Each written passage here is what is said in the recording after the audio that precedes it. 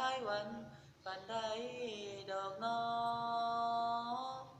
แต่หัวใจอ้ายมันดังจอคิดฮอดเขา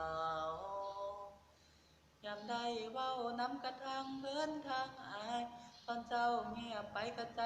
หายใจเหงาสงสัยเฮาหลงฮักเขาแล้วน้อ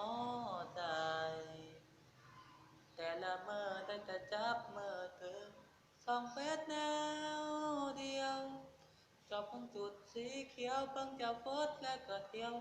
ได้หูของเจ้าแต่เป็นหยังคือบ่มีวี่แววที่เจ้าสิมาอ่านแชทของเขาทำเบิ่งขอความเก่าแล้วก็เหงาคอยเจ้าตอบมา อยากทักไปหาเขาแต่ว่าโตเก่าเขาบ่ทันอ่านเขาคือสิลำคาญเขาคือสิหวานใส่แซดคนใหม่น้อยใจว่าสิบ่ทักหาแต่ใจพี่บ้ามันฮอดบ่ได้ต้องขอโทษใจ